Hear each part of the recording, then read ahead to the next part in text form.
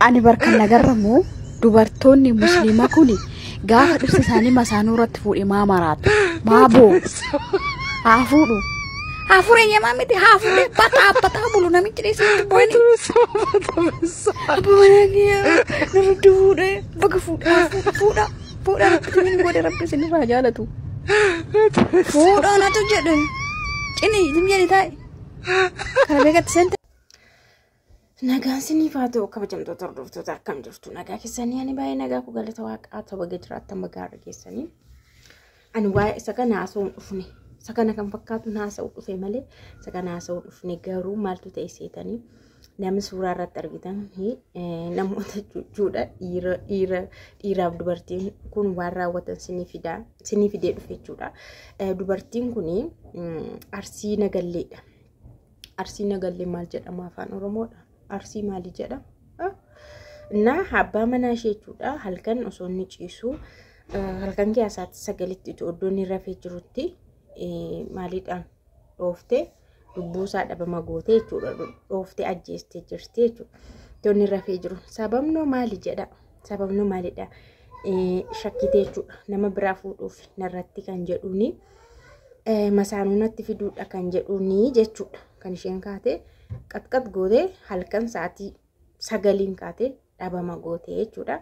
Silaa waggaa meeqa olfaana jiraatan seeta namni kun waggaa 27. Rebeessimaa waggaa 27 olfaana jiraatan ijoollee 4 godhatan. Lamaan isaanii barsiisota hin barsiisu lamaanoo jechuudha. Egaa ani hin beeku hamma kana hundumaa nama kana namni biraa hin fudhatu akkas nama biraa faana hin jiraatu akkas dubartii birattiin argamu kan jedhu kaa'atee lib gootee lafa buusteetu amma kun ofii mashii harka kennattee waggaa meeqatti murtaa'e waggaa 20 meeqatti murtaa'e kan biraa immoo jechuudha. Namni kun immoo jechuudha kan isa kanaa immoo nama boossisa immoo qoyi nama hamma jechuudha waan nama dubbachiisu miti jechuudha. Namni kun immoo jechuudha kaafaa zooniittidha. Isin biyya alaa seetu miti kana hundumaa Itoophiyaa mageessudha. Itoophiyaa karaa gadiif karaa oliidha. Kafaa keessa kun kafaa godina kafaa zoon godina miti godina kafaa keessattidha. Guyyaa cidha isaati baay'ee cidha isaa guyyaa cidha isaa egaa guyyaa cidha isaattidha. Tokkoffaan waan lama dalage namni kun tokkoffaan sikaar manfasii afuura machaa'ee jedha sikaar manfas jedha waa sharshar godhaniiru natti fakkaata miinzee kana dubbii qaban jedhan miinzeen sharshar godhee waatti qaqqabeeran u'unachi ka'ee namni kun sikaar manfasiidhaan nama sadii ajjeese gaama cidha isaatidha. Nama 3 ajjeese nama 4 irratti immoo yaalii ajjechaa raawwate achumaan darbee immoo afuruma machaa'ama kana keessa taa'ee immoo gammachuudhaan ammoo gammachuudhaan jedha maal odeessa sana akkana jedhee baase bara gammachuudhaan immoo mana nama tokko gube yaa rabbi amma kun gara kamitti kama gooftaa na mana nama tokko immoo gubee jechuudha. Laal namni kun lubbuu nama 3 baasee lubbuu nama 4 immoo yaalii irratti yaalee mana nama tokko immoo gubee amma immoo hidhaan itti murtaa'ee jira jechuudha.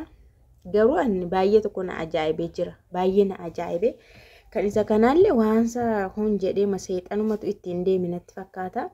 Kan ishee dubartii jalqabarraa garuu anniisa kan irraa kana uumeegan gara kamitti akka haasa'amuyyuu naan galle garuu dhaga'uu qabdu jedheeni malee lamaan isaanii gidduu garaagarummaa jiru. Dubartii isheen sun immoo jechuudha dubartii isheen suni ofii ishee dhuftee harka kennattesi nagaadha waggaa 27 ulfaana jiraatanii nama ijoollee 4 qabanidha. Angaruu maaltu na dhibeen jedha anamma itoo akkanuma jechuun dubartii biraa fuudhuuf jedhamee dubbii dhagahuu mititi osoo maqat godhee fuudhee mana bahee argee maaltu na dhibe maaliif lubbuu isaati jechuun amma ani lubbuu kottis faradee jechuudha baay'ee nama ajjeese jechuun nama waa godhe jechuun anis qilintoo seeni anisoo hin hafu anaafisoo hin hafu maaltu na dhibna ijoollee korraa hidhama maaltu na lubbuu abbaa manaa koo abbaa manaa kooti bara abbaa manaa koo abbaa ijoollee kooti fashfuwaa fash jedhee qe'aa jiraatu maal na dhibe agar salaam miila isaa hungadheen geggeessa harka isaa miila isaa hungadhee kottu nyaate jechuun kana gochuurramu lubbuu balleessuurramu lubbuu balleessee lubbuu abbaa manaa koo lubbuu abbaa ijoollee koo balleessuurramu era miila isaa hungadhee qe'aa jiraatu maal na dhibeera erasmaa maal na dhibee aqee shwaa dhaka barbaadetti alam zeexanyaa bicha maanni ijoolleen guddisa ijoollee haa guddisu ijoollee dirqama sirumattuu gaafa inni deemu seeraanis ta'e heeraanis ta'e jaarsaanis ta'e ijoollee isaa guddisu dirqamadha ijoollee gargaaru yoommoo ani iyyuu ofirraa hafaa ta'e immoo I don't care about I don't care maal na dhibe shirbittiin jedhee adeemu garuu akkanatti dogoggora amma kana hojjechuun sirrii miti jedha dhugaa waaqa maal niitii fuudhe malee lubbuu baase moo niitii haa fuudhu bakka ana barbaade anarraa qoofee jennama dirqamaan ofittan hidhamuun way namni sun hin harkifamne way dirqamaa miti nama sammuu qabu astamaariidha barsiisaadha waggaa 27 moo olfaan jiraatani ijoollee afur qabu jaalalli gidduudhaa dhume taanaan ishi kan biraa immoo itti corcor jettee mul'atte taanaan waa bakka nagaadhaan deemi jedheen geggeessa maaliif of dhiphisa sirriitti bara kana keessa immoo namni dhiphachuu iyyuu dhiiseera bara namni bakka namni ndaa'u firiidamii barbaada xiqqaadha amma guddaatti dubartiidha amma dhiiraatti riilaaksii godhu amma dandeetti riilaaksii ma godhee bakka maaliif damoosni isaa birrii 1,000 hin taane bakka nagaa barbaada salamaat namni kamuu jechuudha. Namni dhiphina barbaadu namni ciqiqiqina maaliif jireenyi isaa dhiphateera jireenyi isaa nama dhiphisa waan gootu hunduu si dhiphisa bara kana keessatti dabalteef dhiphista namnis akkasii dhiphisuun eeyyamtaare no more jetta malee jechuudha ndee dubartoonni dhugaa akkasii godhina dhugaa akkoo amma dubartiin kun laasheettee toonni waan barbaade godheeyyutti dhiifattee raatte ijoollee ishii faana jiraattatti inni immoo dhaqee ndaa'u akka yaadee ta'uu fi dhiisuu danda'a. Hinnaku malee akkatti gal hin baa'u malee akkatti galan hin beekanii Oromoon dhuguma hinnaqa wayita macha'uu dida wayi milkaa'uu dida ji'a 5 ji'a 3 taa'ee waggaa tokko taa'ee haadha ijoollee koo soorii jedhee deebi'uu danda'a. Innaa sana isheen immoo no more jettee karaan kee bal'aadha achumarraan itti fufeettee galee jechuun ni dandeessi innaa sana irratti tama xaaddaquu dandeessi.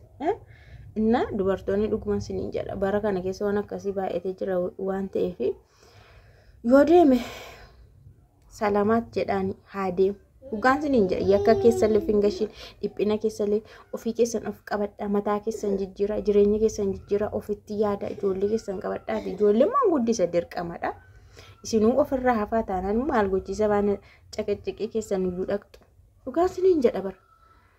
Nah, oduun irraa akkas fakkaatti gaajara keenya ishii kana fakkaatti.